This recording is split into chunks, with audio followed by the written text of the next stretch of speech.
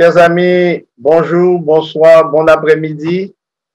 J'espère que vous allez tous bien et nous sommes vraiment contents de vous retrouver aujourd'hui pour une étude spéciale, un jour spécial. Je sais qu'aujourd'hui, on fait des plans pour fêter, pour réveillonner, comme on dit, et passer la nuit blanche ou peut-être s'amuser. Mais je suis très content de vous recevoir sur cette chaîne pour étudier la parole de Dieu, ce qui est une chose essentielle. Et je remercie tous ceux qui se sont connectés et j'espère que les autres nous rejoindront au cours de l'émission. Je veux souhaiter la bienvenue à Pasteur Max Laurent, qui nous avait quittés la semaine dernière, mais qui nous a manqué aussi. Je souhaite la bienvenue à Docteur Amégan, qui est devenu un fidèle de l'émission, et Pasteur Herculano. Et aujourd'hui, nous avons encore la joie de recevoir Docteur Etougué Anani Patrick, qui travaille à l'Université des Antilles et Université caribéenne, qui forme les pasteurs et il tient une chaire là-bas et nous sommes contents de l'avoir. Eh bien, j'aimerais vous dire que c'est un écrivain. Il a d'ailleurs écrit plusieurs livres déjà, au moins une trentaine. Et l'un de ses livres porte un nom que j'aime beaucoup, un titre que j'aime beaucoup, c'est Les Africains de la Bible. Et il a aussi écrit d'autres ouvrages très intéressants. Et nous sommes heureux de l'avoir cet après-midi et ce soir pour certains, dans la mesure où il va nous aider à éclairer ce sujet dont le thème est le baptême du Saint-Esprit et le don des langues. J'aimerais poser une question déjà pour nous introduire dans le sujet.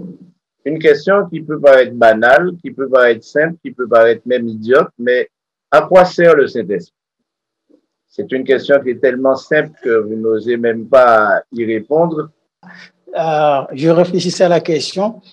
En posant la question de cette manière, c'est un peu comme si le Saint-Esprit était quelque chose, même si c'est une personne, c'est un peu comme si il était à notre service, alors que c'est nous qui sommes à son service.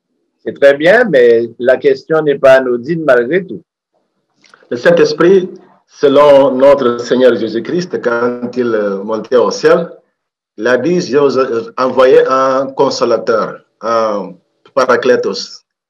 Donc, c'est un consolateur. Merci. Et il est également dit que le Saint-Esprit vous convaincra de péché, de justice et de jugement.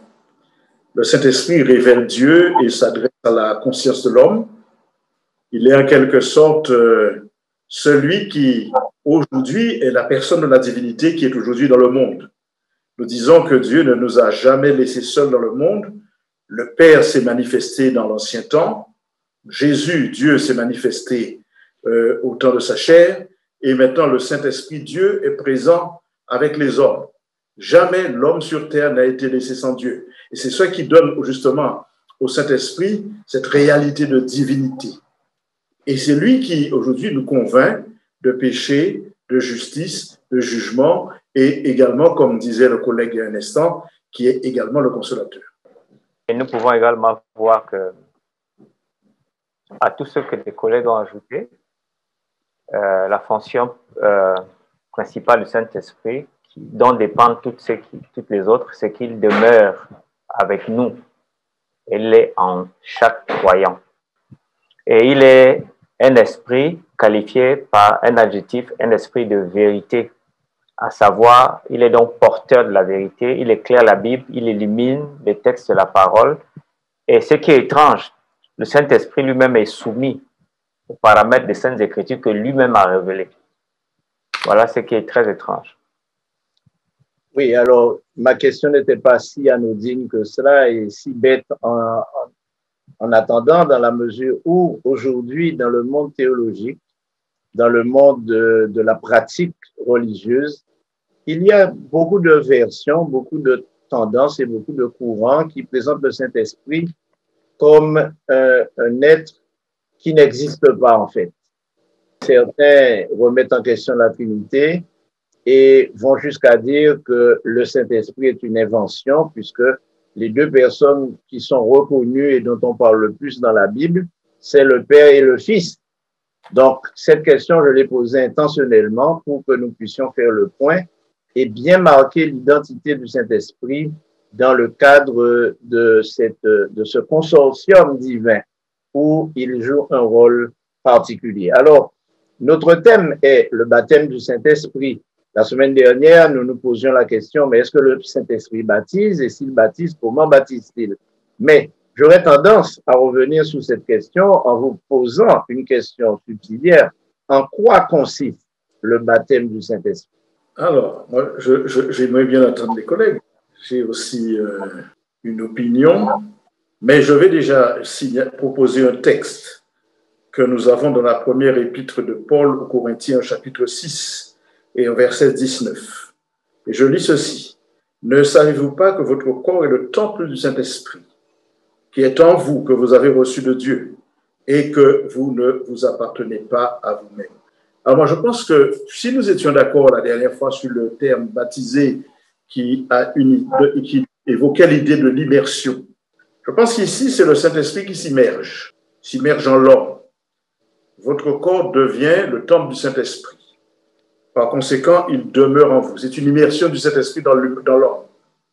Et cette immersion va être caractérisée par une vie que l'apôtre Paul va qualifier de vie en Christ. C'est-à-dire, quand il déclara « Si je vis, ce n'est plus moi, c'est Christ qui vit en moi », en quelque sorte, c'est la divinité qui vit en moi. Et comme c'est très difficile sur le plan divin de faire une différence de personnalité, peut-être de personnalité, mais peut-être d'identité, mais pas forcément de personnalité, le Fils et le Saint-Esprit, eh bien, quand le Saint-Esprit vit en Paul, comme il vit en l'homme, et c'est aussi Christ qui vit, parce qu'il dit quelque part, Jésus-Christ dit, « Je vous enverrai le Saint-Esprit ». Ailleurs, il dit, « Je viendrai vers vous ». Et puis ailleurs, il dit encore, « Le Père viendra vers vous ». On sent l'unicité même de ces trois personnes qui sont en train d'agir dans l'homme. Par conséquent, le Saint-Esprit s'immerge en l'homme, et c'est en ce sens qu'il habite l'homme, et voilà les effets que nous voulons mentionner, quelques-uns des effets. Première chose, la phrase « baptême du Saint-Esprit » n'existe pas dans la Bible, mais il y a la promesse. Moi, je vous baptise d'eau pour vous amener à la repentance, mais après lui viendra Jésus qui vous baptisera du Saint-Esprit et de feu. Il y a cette promesse donc qui s'est réalisée. Plus tard, peut-être on va expliquer le fait que le baptême du Saint-Esprit est quelque chose qui n'est pas itératif, qui n'est pas répétitif, mais qui est une chose initiale et définitive. Donc, je voulais déjà quand même dire que c'est une promesse de Jésus et du ministère du Saint-Esprit qui est ici l'acceptance d'un croyant dans la grâce divine. Et plus tard, après, peut-être quand la question va être posée, je vais montrer que c'était quelque chose qui arrivait une seule fois. Et ça ne se répétait pas comme les frères pentecôtistes le prétendent. Donc, mais je voudrais quand même préciser que la phrase « le baptême du Saint-Esprit » n'existe pas dans la Bible. Mais il y a la promesse, il y a dans Matthieu chapitre 3, verset 16, verset 11, Matthieu 28, verset 9, et Luc 3. Donc, ça apparaît à peu près 19 fois dans la Bible. Mais c'est toujours dans une promesse. Lui, il viendrait au baptême du Saint-Esprit. Et maintenant, dans les épîtres de Paul, maintenant, c'est au passé. Baptisé dans un seul esprit. Donc, il n'y a plus, après jusqu'au livre des Actes des Apôtres, il n'y a plus baptisera. Ce n'est que les évangiles qui parlent du baptisage du Saint-Esprit. Les livres des Actes montrent comment le baptême s'est réalisé et les épîtres de Paul parlent au passé. Donc, voilà ce que je pouvais dire pour préciser que le pasteur Laurent a précisé. Voilà, mais c'est intéressant. Mais comment peut-être, comment expliquer l'expression? C'est le pasteur Roger qui pose des questions, mais enfin, on essaie de voir ensemble la question des arts de l'esprit. Quand il est dit dans 2 Corinthiens 1, 22, nous aurons, je crois que c'est cela, hein, nous aurons les arts de l'esprit. En grec, le terme art signifie arabon, c'est-à-dire c'est quelque chose qu'on donne en acompte. C'est un acompte, c'est-à-dire que je te promets que je vais t'acheter la maison, Exact. mais pour assurer mon achat, je te donne peut-être 20%. Tu comprends? En acompte. Pour dire que ne prends plus d'argent ailleurs, mais c'est moi qui vais acheter. Je ramène le reste des 80% plus tard. Dans ce qu'on appelle les arts de l'esprit. Donc, quand Dieu nous donne le Saint-Esprit, c'est pour garantir notre résurrection. Nous sommes remplis du Saint-Esprit, mais nous ne pouvons pas posséder l'Esprit en entier. Il nous remplit, et la Bible dit qu'il y a deux types d'esprit. Il y a l'Esprit qui nous est donné au jour du baptême, qui nous scelle pour le jour de la rédemption. C'est l'assurance de Dieu et la protection divine pour dire que ce croyant m'appartient. Maintenant, dans le livre des Actes des Apôtres, il y a de l'autre esprit qui dit, lorsqu'ils furent devant la justice, remplis du Saint-Esprit, se mirent à parler. Bon, les mots sont différents, bon, c'est un peu compliqué dans le truc de grec là, mais c'est deux types d'esprit. Il y a un esprit sécurisant, il y a un esprit activité. Dans le arabon là, c'est l'esprit que Dieu nous donne pour assurer notre éternité de la naissance, la nouvelle naissance jusqu'à la nouvelle résurrection. Donc, c'est comme ça que j'explique ça dans mon livre. J'en parle un petit peu comme ça. Oui, je rappelle que Dr Anani a écrit un livre, c'est son tout dernier livre d'ailleurs, Langue au pluriel, ce qui signifie qu'il s'est penché sur le phénomène du parler en langue, dont nous allons parler tout à l'heure d'ailleurs. Oui, j'aimerais rebondir sur la question, ce que c'est que le baptême du Saint-Esprit. Le docteur Anani vient de dire que la promesse existe. Jésus l'a fait, même dans le livre des Actes des Apôtres. Et cette promesse est réalisée le jour de la Pentecôte. Le livre des Actes des Apôtres utilise une autre expression pour décrire ce que nous appelons le baptême du Saint-Esprit. Dans Acte 10 et Acte 11, c'est l'apôtre Pierre qui parle. L'apôtre Pierre utilise l'expression « l'Esprit descendit » sur ces hommes avec lesquels il se trouvait, aussi bien dans Acte 10, le verset 21, que Acte 10, le verset 44. Comme Pierre prononçait encore ces mots, le verset 44, le Saint-Esprit descendit sur tous ceux qui écoutaient la parole. Et plus tard, lorsque Pierre raconte cette expérience, il dit que ces hommes ont reçu l'Esprit exactement comme eux aussi l'avaient reçu le jour de la Pentecôte. Donc, le baptême de l'Esprit promis par Jésus, qui s'est visiblement réalisé le jour de la Pentecôte, Pierre utilise cette expression, l'Esprit qui descendit sur ces personnes pour lesquelles il a prié. Donc, le baptême du Saint-Esprit, c'est la descente. Le baptême du Saint-Esprit, c'est la descente du Saint-Esprit sur une personne ou sur un groupe de personnes. Et comme je l'avais dit la dernière fois, pour une mission spécifique. Le baptême d'eau est quelque chose de concret. Quelqu'un entre dans l'eau, il est plongé, c'est concret, c'est visible. Mais est-ce que le baptême du Saint-Esprit, dans la compréhension que nous puissions avoir de cette notion, est-ce que ce n'est pas une notion un peu abstraite? Oui, pasteur. Jésus lui-même, lorsqu'il parlait avec Nicodème, disait que l'Esprit, on ne le voit pas, mais on voit ses actions. Donc, on le voit à travers ses actions. Le baptême du Saint-Esprit, le jour de la Pentecôte, Dieu a rendu quand même, a donné des signes. Des signes. Je ne dis pas que c'est l'Esprit qui était sous forme de langue, mais il y avait ce signe, c'est des langues de feu qui se posaient sur ces personnes-là. Donc, l'Esprit, on ne le voit pas, mais on le voit à travers ses actions. Et l'action, c'est que lorsque ces langues de feu descendirent sur les apôtres, le résultat, c'est qu'ils furent remplis du Saint-Esprit.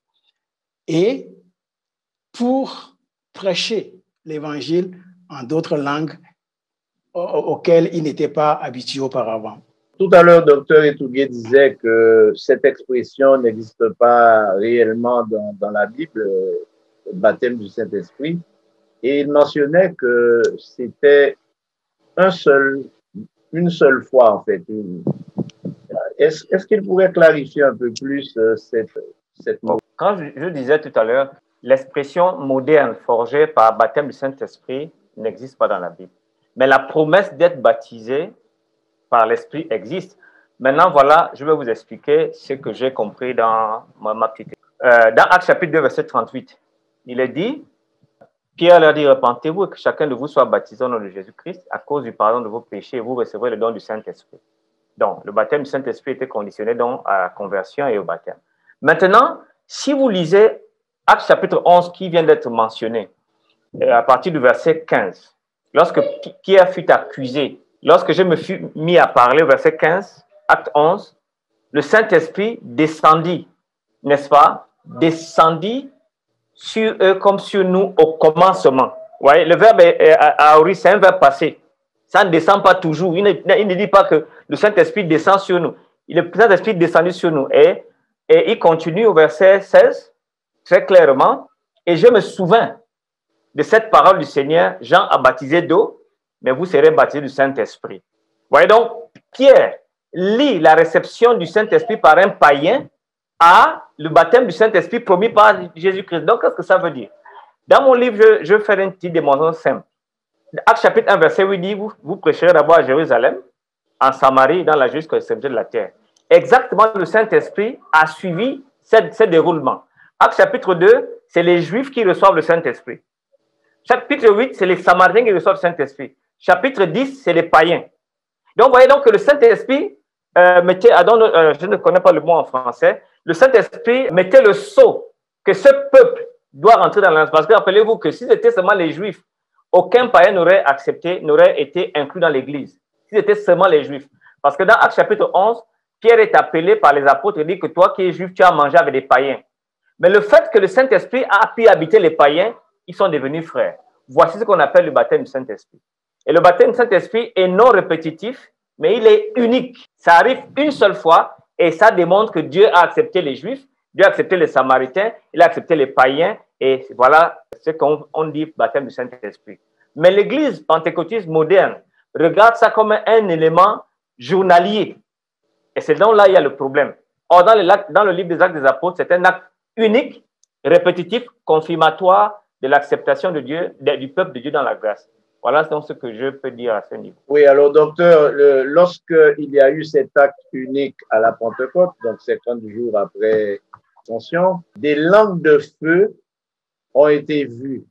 Est-ce que l'on a une évidence que ces langues de feu ont été vues uniquement par ceux qui étaient dans la chambre haute, ou elles auraient été vues par le public les apôtres et les disciples qui étaient là et les membres qui étaient réunis ont commencé à prêcher dans les langues? Expliquez-nous le symbolisme de ces langues de feu. Dans le livre de Actes chapitre 2, l'écrivain Luc utilise ce qu'on appelle les simili. Il dit, verset 2, tout à coup vint du ciel, comme celui d'un vent impétueux. Donc, ce n'est pas vraiment des choses assez claires. Au verset 3, des langues semblables. Hein? Des langues semblables. C'est toujours un langage vraiment d'indication, mais qui n'est pas, il parle à peu près, vers presque, comme, presque. Donc, c'est ça qui est très important. Donc, il décrit un phénomène dont il n'a pas totalement l'assurance dans son langage moderne, enfin de son temps. Donc, elles étaient dans une apparence qui leur apparut, séparées les unes des autres et se posaient chacun d'eux. Et c'est les Juifs, les disciples, qui font cet état de choses que Luc rapporte dans son écrit. Alors, moi, personnellement, n'étant pas là, vraiment, pasteur Guy Roger, je veux rester dans la limite de ça, comme apparence. Je ne veux pas aller plus loin. C'était une apparition, je ne veux pas aller plus loin que ça. Oui, parce qu'aujourd'hui, ceux qui se servent de cette expérience pour la pérenniser et la multiplier et la dupliquer n'ont pas référence aux langues de feu, mais se réfèrent au parler en langue. Alors, ce serait intéressant que nous puissions maintenant aller à cette deuxième partie de notre thème, puisque nous avons passé plus d'une heure la semaine dernière à parler de Saint-Esprit, sa personnalité, son action, son œuvre. Mais alors, si, lorsqu'il est apparu aux disciples dans la chambre haute, il y a eu une manifestation visible, il y a eu une manifestation physique, il y a eu un tonnerre, il y a eu du vent, il y a eu des langues de feu.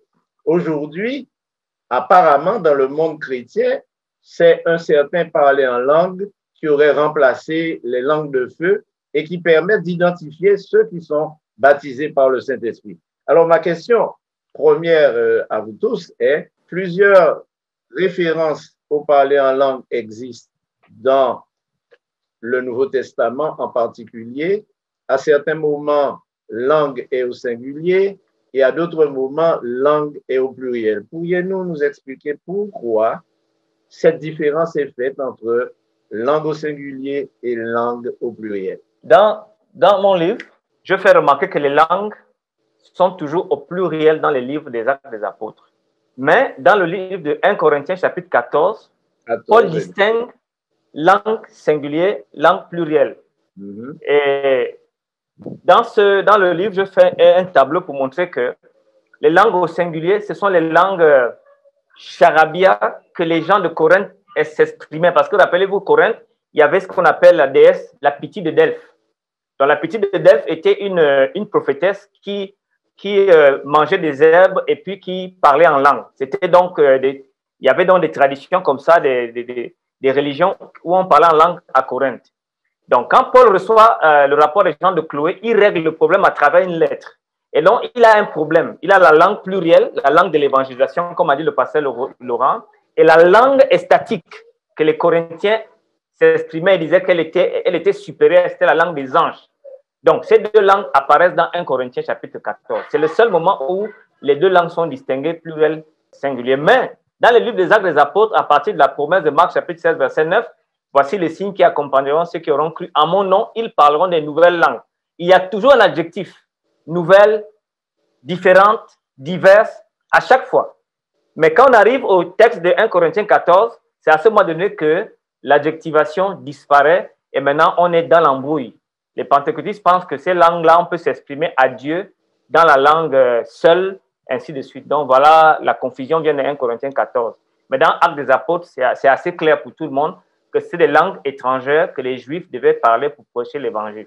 D'ailleurs, en Acte 2, verset 8 et suivant, il est bien question qu'il s'agit de langue maternelle, où les gens entendaient parler dans leur langue maternelle. Et ceci doit être clair, parce que nous avons eu cette question la semaine dernière, où on se demandait, mais alors pourquoi dans les baptêmes adventistes, par exemple, le baptême d'eau n'est pas suivi du baptême du Saint-Esprit, d'un parler en langue et qui serait effectivement extatique. Alors, langue maternelle signifierait quoi? Parce que souvent, quand on parle de sa langue maternelle, on peut aussi parler d'une langue acquise ou d'une langue imposée.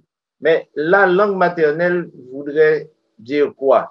Quand nous lisons Acte 2, chapitre 2 et les versets 8 et suivants, il y a une liste d'ailleurs de nations présentes à Jérusalem, allant jusqu'aux prosélytes, ce qui signifie qu'il s'agissait aussi de nouveaux convertis et peut-être même de non-convertis.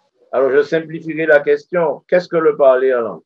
Pasteur Roger, je crois que la vraie confusion, la confusion commence quand les gens ont isolé un verset de son contexte. Ça veut dire, c'est 1 Corinthiens 14, à partir du verset 2, il dit ceci: en effet, celui qui parle en langue ne parle pas aux hommes, mais à Dieu, car personne ne le comprend, et c'est en esprit qu'il dit des choses mystères.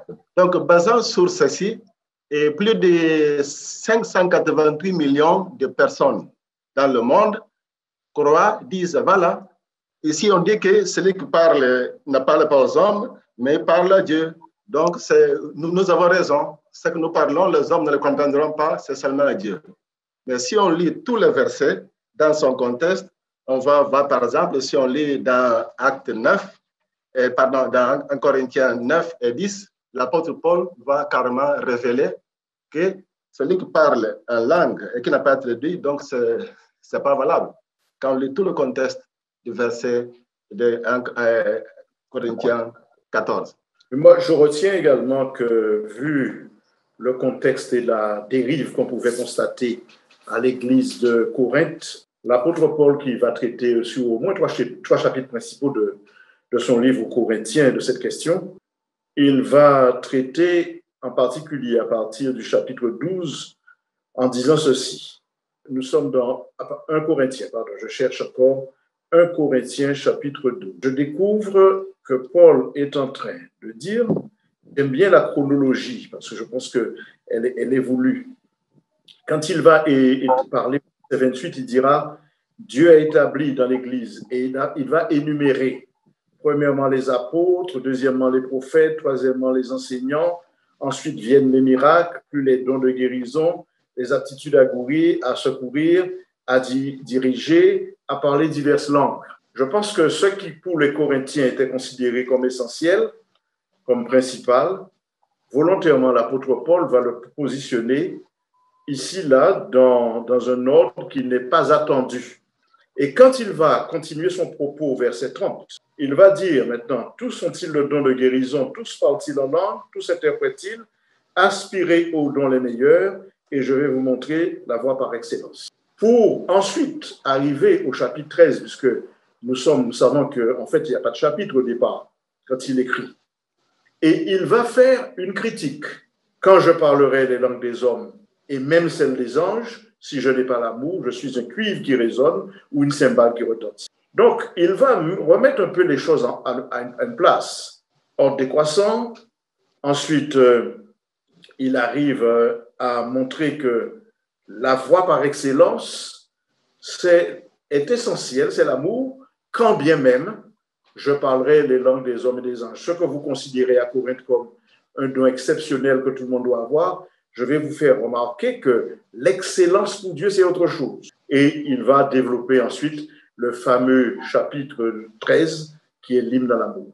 Ma question était, qu'est-ce que le parler en langue? Le parler en langue dans la Bible, c'est la capacité que celui qui a reçu le don du Saint-Esprit, nous avions fait une distinction entre le don du Saint-Esprit en tant que don d'Oréa et les dons du Saint-Esprit charismata. Celui qui a reçu le don d'Oréa, le don du Saint-Esprit d'Oréa, est rendu capable par le Saint-Esprit d'avoir des dons que nous appelons des dons spirituels, parmi lesquels le don de parler de nouvelles langues, d'autres langues, des langues qui ne sont pas les langues auxquelles la personne était habituée auparavant. Donc, Dieu, par son esprit, accorde d'une manière souveraine, d'une manière souveraine, puisque l'esprit accorde les dons comme il le veut. D'une manière souveraine, Dieu accorde la capacité à un homme ou à un groupe d'hommes de parler une langue qui n'est pas leur langue maternelle, qui n'est pas la langue qu'ils ont l'habitude de parler. La semaine passée, j'avais mentionné deux expressions en langue grecque. Une, c'est kainos. Kainos, c'est nouveau, qui est déjà existante. Et aussi, il y a néos, qui est un nouveau, mais qui n'existe pas. Qui n'existe pas encore, ça veut dire inédit. Donc, la parole de Dieu, quand il parle de nouvelles langues, ça veut dire il utilise l'expression kainos, nouvelle langue déjà existante. Et si nous lisons aussi, j'ai une référence du dictionnaire d'expression biblique d'une église pentecostale, qui est l'église Assemblée de Dieu. Ça, c'est très important. Allez trouver les réponses dans leurs propres sources. Ils définissent le don de langue de la manière suivante. Ils disent don de langue, c'est le don surnaturel de parler un autre idiome sans l'avoir appris. Donc, un autre idiome, kainos, déjà existant. C'est un peu ce que j'avais dit tout à l'heure quand on parlait en langue pour l'évangélisation et le parler en langue dans la différence entre Actes des Apôtres et l'épître de Paul aux Corinthiens avec le début de cette perversion. N'oubliez pas que notre thème est le baptême du Saint-Esprit et le don des langues. Et quand nous disons le parler en langue, nous parlons de quelque chose de bien spécial parce que, comme je rappelle le thème, c'est le baptême du Saint-Esprit et le don des langues. Notre thème n'est pas le baptême du Saint-Esprit et le parler en langue, mais le don des langues. Alors, c'est très bien de pouvoir faire la différence entre le parler en langue et le don des langues. D'ailleurs, aujourd'hui, beaucoup de chrétiens se réclament d'être des parleurs en langue, des personnes ayant reçu un don. Mais nous parlons du don de langue. Selon ce que vous venez d'expliquer, parler dans des langues différentes serait un don spirituel.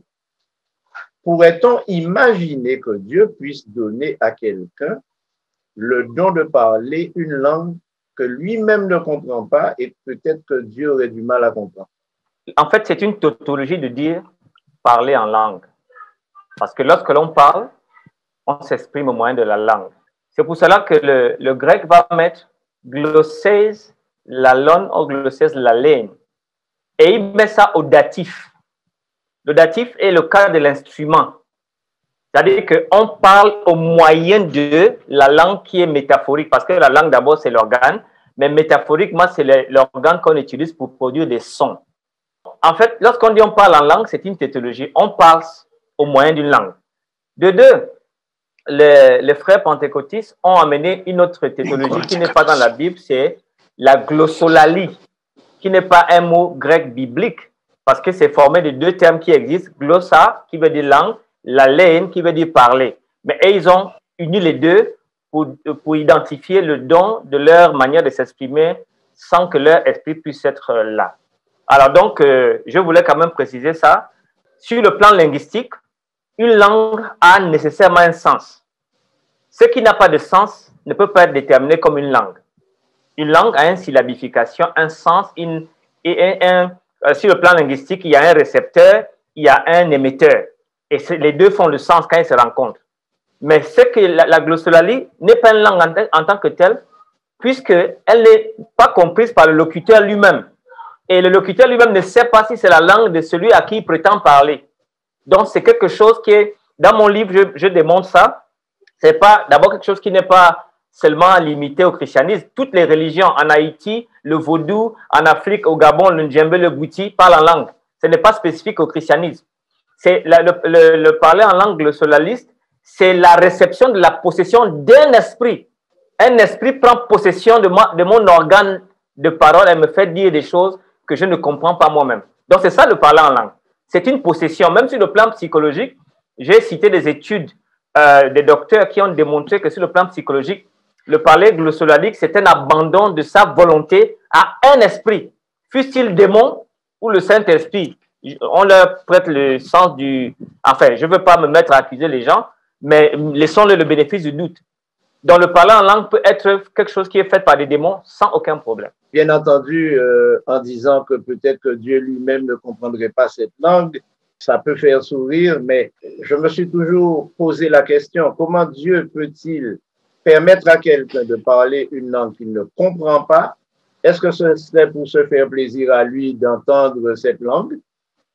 Ou simplement donner du plaisir à celui qui en parle et qui puisse dire qu'il parle quelque chose qu'il ne comprend pas?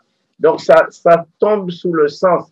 La glossolalie n'est pas une langue, premièrement.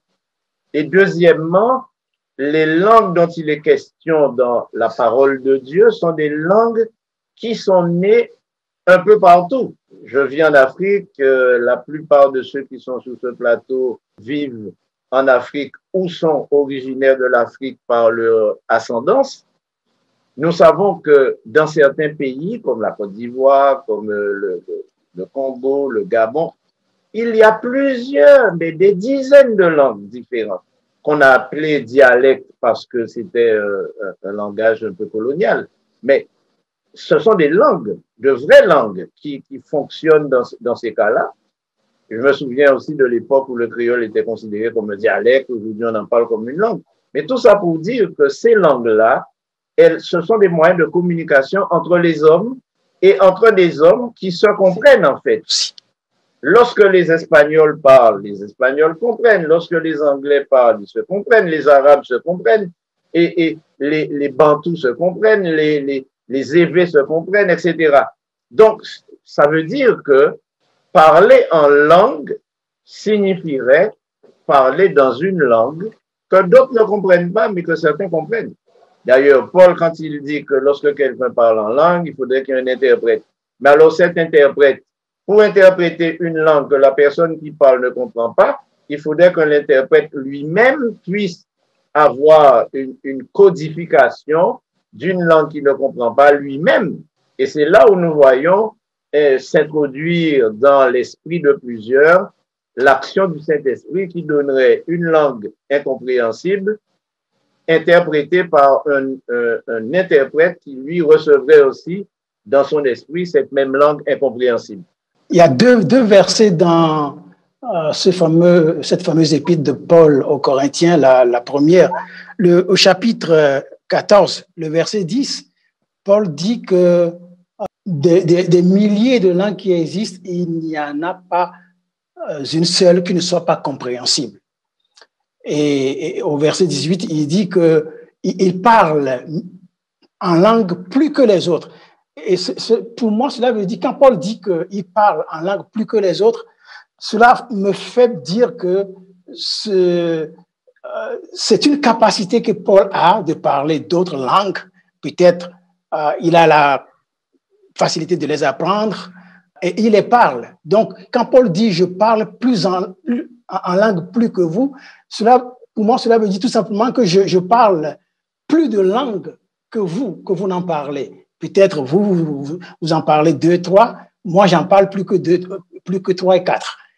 Donc, ce n'est pas des langues statiques que comprendrait seulement Dieu ou les anges, à mon avis. Dans mon livre, je fais mention de 4 types de langues. Il y a le premier type que j'appelle la phonation frustre, qui est caractérisée par des sons incompréhensibles, gargouiller, marmonner, gémir, etc. La seconde forme est ce qu'on appelle pseudo-langage. Les sons produits par le sujet sont articulés et peuvent se reconnaître comme des fragments de mots.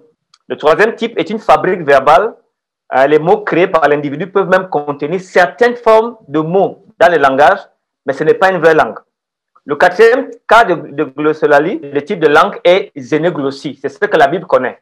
Xénos qui signifie étranger, langue de l'étranger. C'est-à-dire que ce qu'a dit le pasteur Amégan, c'est que Paul et les apôtres les apôtres ne parlaient que galiléen, un araméen vulgaire. Mais ils devaient évangéliser le monde entier. Comment devaient-ils faire? Tu vas en Illyrie, tu vas en Parthe, tu vas chez les Mèdes, tu vas en Babylonie, tu vas en Arabie, tu vas en Égypte. Mais ils n'avaient qu'un langage vulgaire. Alors Dieu donc a mis sur pied le don de pouvoir apprendre, connaître de manière miraculeuse une langue dans laquelle tu n'as même pas vécu à l'intérieur pour pouvoir prêcher l'évangile. Mais parmi tous les apôtres, rappelez-vous que Paul est l'apôtre des païens, c'est-à-dire donc il était dans on a dénombré plus de 40 différents dialectes dans le monde que Paul a évangélisé. Paul a évangélisé, il pouvait dire avec orgueil, le monde entier a connu l'évangile. Pourquoi? Et quand il dit donc je parle plus que vous tous en langue, il voulait simplement dire que Dieu lui a donné cette faculté de pénétrer des endroits impénétrés et sur le plan linguistique, et donc il parlait vraiment de langues différentes. Peut-on dire que Paul était polyglotte et en se référant à cette capacité, il semble vouloir dire que le Saint-Esprit peut donner à tout le monde ce don selon le besoin et selon la nécessité. Voilà. Mais quand l'apôtre ajoute au verset 10, la même épître qu'aux Corinthiens, chapitre 14, mais dans l'Église, j'aime mieux dire 5 paroles avec mon intelligence afin d'instruire aussi les autres que 10 000 paroles. Donc, il est en train cependant de dire 2 choses ici. C'est que lui, premièrement, dans l'Église, il n'utilise pas le parler en langue. Parce qu'à l'intérieur de l'Église, il préfère avoir une prédication intelligente. Il pourrait parler en langue, et peut-être mieux que plusieurs. Et c'est intéressant contre ceux qui pratiquent une glossolalie intempestive. On pourrait dire, attendez, l'apôtre Paul, lui, il a un modèle. Il aurait pu lui aussi se mettre à parler en langue, mais non, il préfère utiliser son intelligence. Mais en même temps, ça pose une question. j'aime mieux dire 5 paroles avec mon intelligence, afin d'en instruire plusieurs. Ça pose une question sur la capacité de celui qui parle une langue, quelquefois, effectivement, à la comprendre vraiment. Mais je retiens surtout que dans l'Église, ce n'était pas sa pratique. Dans l'Église, justement, le parler en langue pourrait-il être compris comme un signe distinctif de la réception du Saint-Esprit? Et à quelles conditions? Je préfère ajouter et à quelles conditions? Pasteur, j'aimerais faire un peu de commentaire par rapport à ça. Dans les communautés partisanes de cette idée, ça veut dire que tout le monde doit parler la langue comme étant un signe que tu as reçu le baptême du Saint-Esprit. C'est un peu frustrant, puisque la parole de Dieu lui-même, s'il doit avoir un interprète, ça veut dire que ce n'est pas tout le monde qui est obligé d'avoir ce don de langue, entre guillemets. Donc ça, c'est quelque chose de très important. Il y a des communautés où tout le monde doit parler en langue. Cela veut dire que c'est un signe vraiment qu'il a été baptisé par le Saint-Esprit, alors que ça ne devait pas être ainsi. Nous devons commencer par le chapitre 12, le chapitre 12, 1 Corinthiens chapitre 12. Et d'emblée, Paul nous aide à comprendre le problème auquel il essayait de trouver une solution, le problème qui existait dans l'église de Corinthe. On peut déduire de ce que Paul dit que le problème qui prévalait dans l'église de Corinthe, c'est que certains se croyaient dépourvus du Saint-Esprit parce qu'ils ne parlaient pas en langue. Et donc, ceux qui parlaient en langue, ce sont eux qui ont reçu le Saint-Esprit et les autres. Donc, Paul leur dit, le seul fait que vous confessiez Jésus comme Seigneur, c'est déjà la preuve que vous avez reçu le Saint-Esprit. Car l'apôtre dit, personne ne peut dire que Jésus est Seigneur si ce n'est pas par le Saint-Esprit. De même, personne ne peut dire que Jésus est anathème. Paul leur dit, c'est pas le fait de parler des langues étrangères, des langues que vous n'avez pas apprises, comme ce fut le cas à la Pentecôte, qui est la preuve suprême que vous avez reçu le Saint-Esprit. Déjà, votre foi que vous avez mise en Jésus est une preuve suffisante. Maintenant, par rapport à ce que le pasteur disait, quand Paul disait que je préfère dire 5 mots, enfin quelques mots avec mon intelligence, et il ajoute afin d'instruire, c'est-à-dire que je vais utiliser mon intelligence pour parler une langue que les gens comprennent, plutôt que de leur parler dans une langue parlée quelque part dans le monde, mais que ceux qui sont devant moi ne comprennent pas. Jean chapitre 3, verset 34 dit, Dieu ne donnait pas le Saint-Esprit à Jésus avec mesure. Colossiens va dire qu'il avait la plénitude de la divinité, mais Jésus n'a pas parlé en langue, donc ça ne peut pas être le signe. Le signe d'avoir reçu le Saint-Esprit, selon 1 Corinthiens 12, 7, qui dit le don spirituel reçu est la manifestation du Saint-Esprit. Quelqu'un qui est au service de Dieu par les dons spirituels qu'il reçoit démontre par là qu'il est mu par l'Esprit.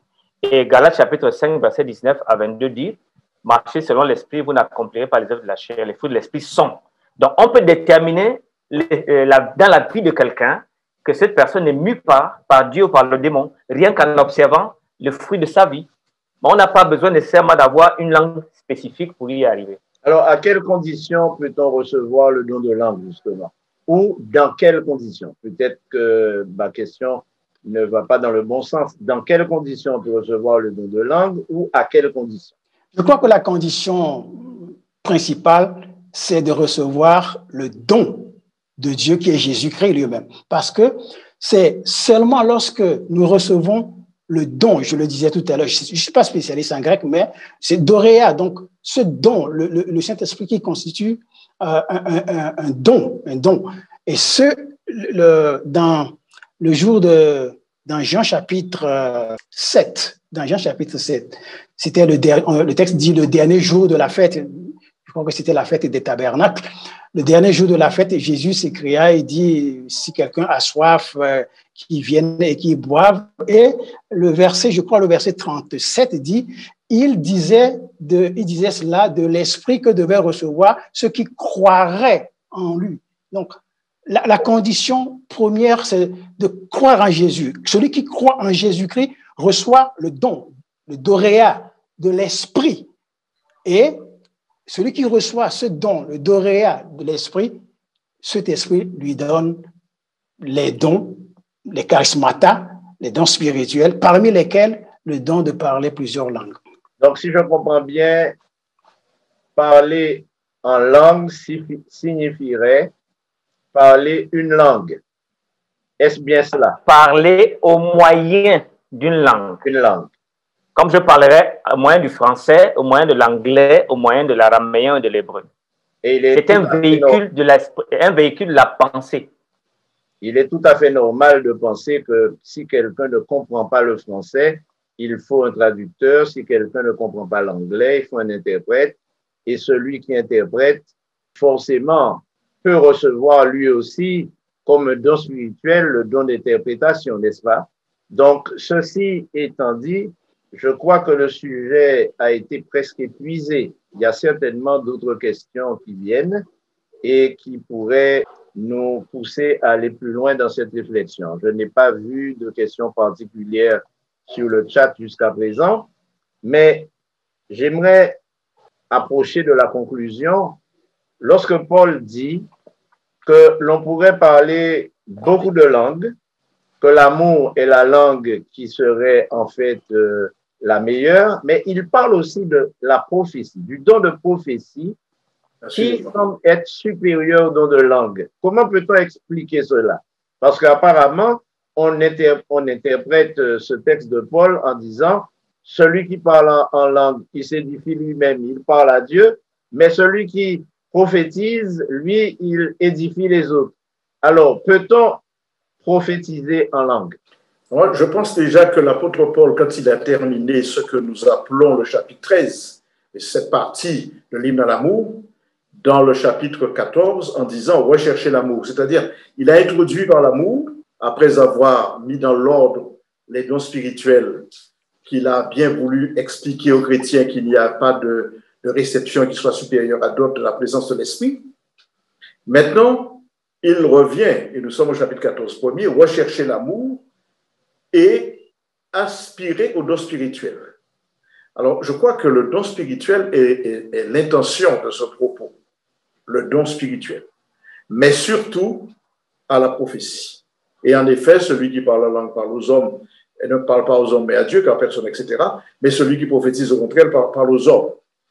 Je crois que, j'aime dire des fois que l'apôtre était en train de tourner déjà les regards de l'Église sur sa nouvelle mission, la mission prophétique.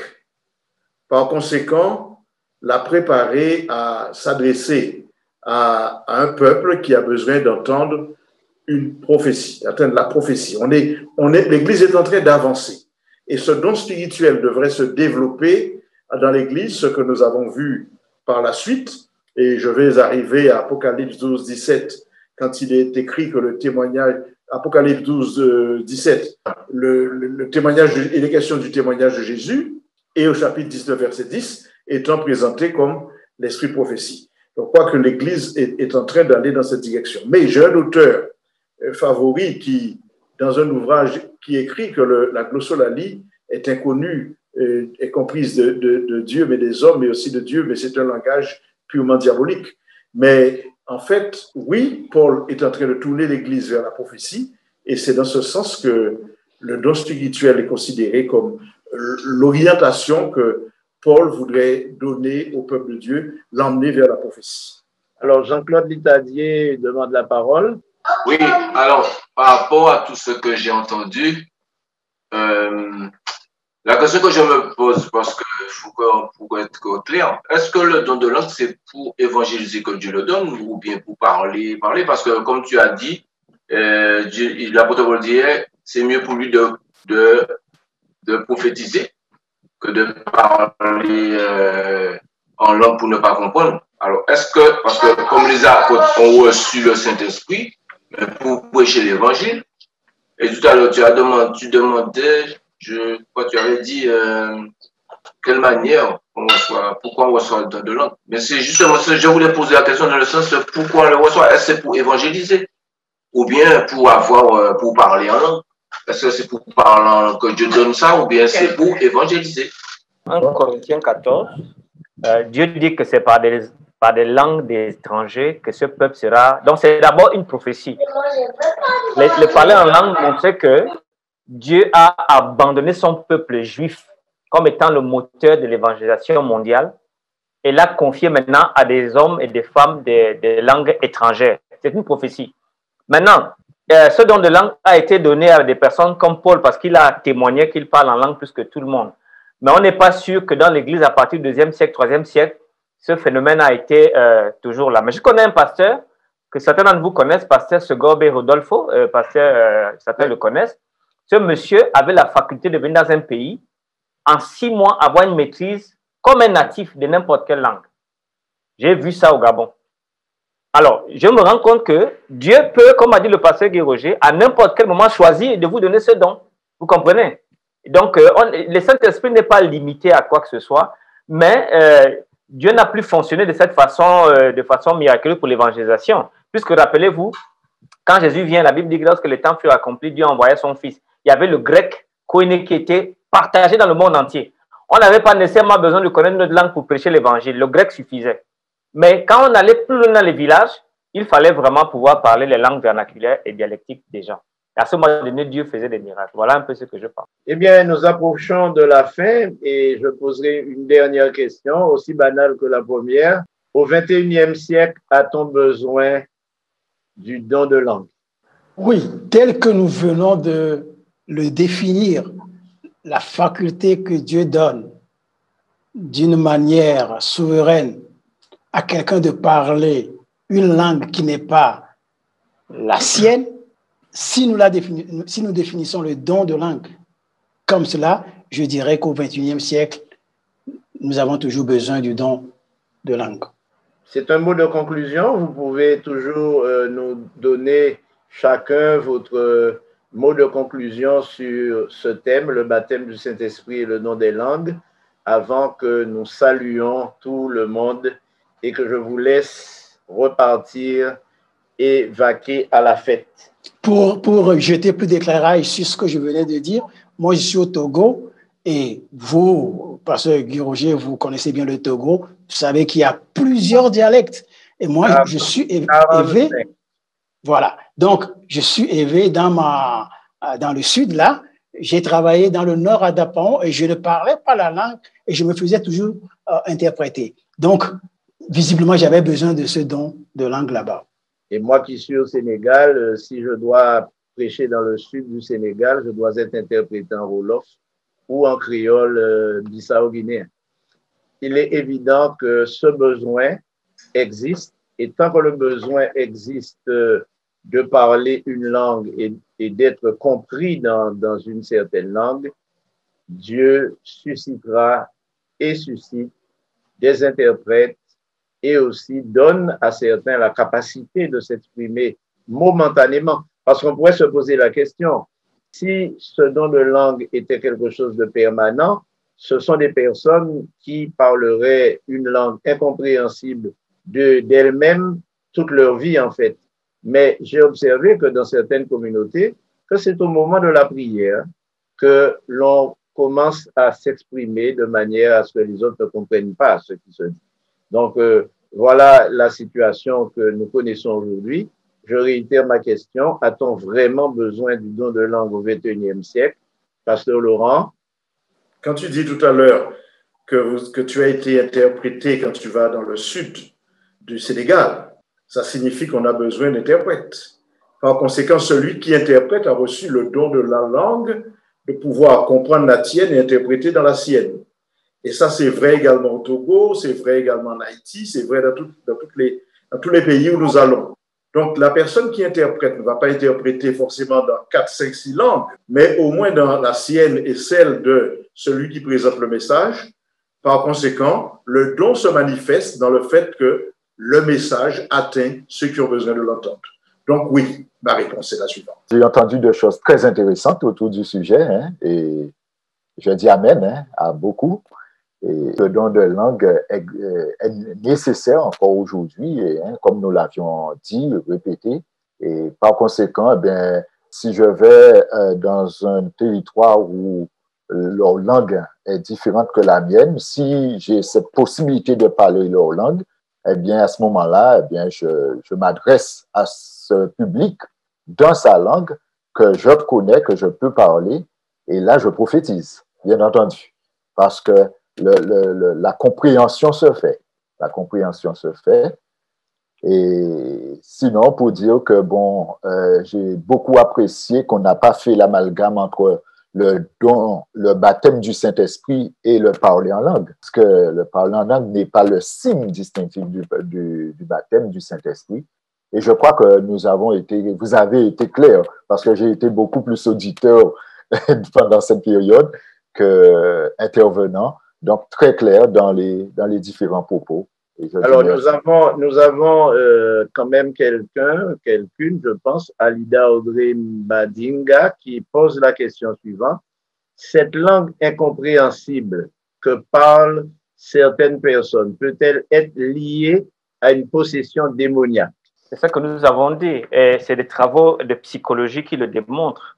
La médecine, la psychiatrie s'est approprié ce sujet et a démontré qu'aux États-Unis, 25% des malades dans les hôpitaux psychiatriques viennent des personnes qui ont fait l'expérience de parler en langue.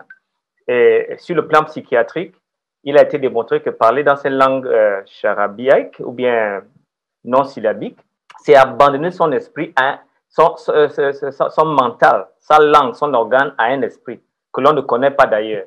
Donc, la question de Audrey est vraiment une question très, très importante. Et pour terminer, moi, je vous donnerai un exemple. Si ces gens les frères veulent parler en langue, qu'ils le fassent dans le paramètre de Paul, que 2 ou 3 parlent et on interprète.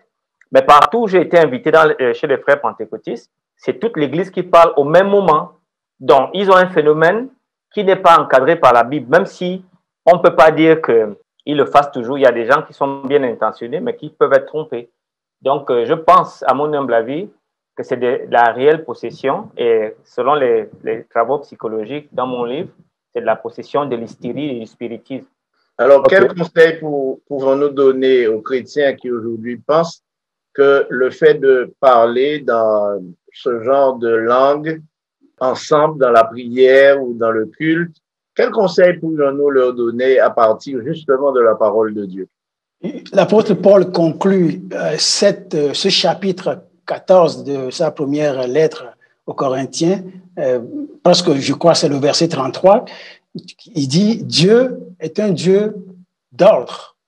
Notre Dieu est un Dieu d'ordre. Donc, comme le docteur Anani vient de le dire, au moins qu'il le fasse dans le cadre de ce que Paul a dit, qu'une ou deux personnes le fassent et que l'on interprète plutôt que de créer du désordre dans la présence de Dieu.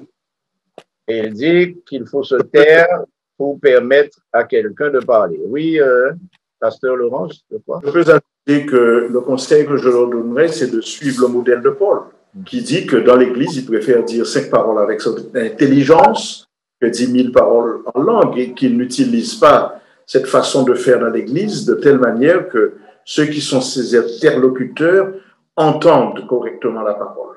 Donc, le modèle de Paul est intéressant.